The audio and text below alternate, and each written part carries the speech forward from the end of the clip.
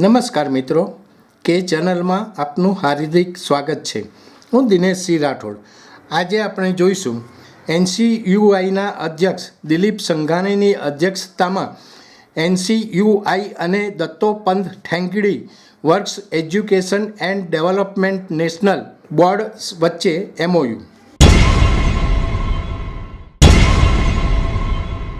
સંયુક્ત રાષ્ટ્ર દ્વારા વર્ષ 2025ને આંતરરાષ્ટ્રીય સહકારી વર્ષ તરીકે ઘોષિત કરવામાં આવેલ છે, જે અંતર્ગત વિવિધ સરકારી પ્રવૃત્તિઓ, સેમિનારો, અધિવેશન, મેળાવડાઓ અને પરિસંવાદ દેશમાં ચાલી રહેલ છે, જેમાં ઓર્ગેનિક ખેત પદ્ધતિ, પશુપાલન ઉત્પાદન, આંતરરાષ્ટ્રીય સહકારી પ્રવૃત્તિ અને તાલીમ શિક્ષણને બળવત્તર બનાવવા સઘન પ્રયાસો હાથ ધરવામાં આવેલ છે, જે અંતર્ગત તાજેતરમાં એનસીયુઆઈ ઇફકોના ચેરમેન દિલીપ સંઘાણીના અધ્યક્ષસ્થાને એનસીયુઆઈ અને Dattopant Thengadi national board four works education and development સમગ્ર ભારતમાં એક સંયુક્ત પ્લેટફોર્મ પર સાથે મળીને કામ કરશે, જ્યાં કામદારોની તાલીમ અને શિક્ષણને પ્રોત્સાહન આપવા માટે સામૂહિક રીતે વર્કશોપનું આયોજન કરવામાં આવશે।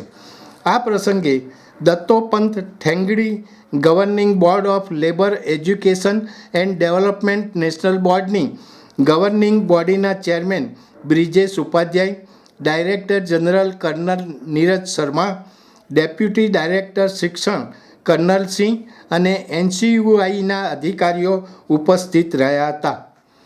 દર્શક મિત્રો, અત્યારે આટલું જ। આવા વધુ સમાચારો માટે જોતા રહો કે ચેનલ। નમસ્કાર।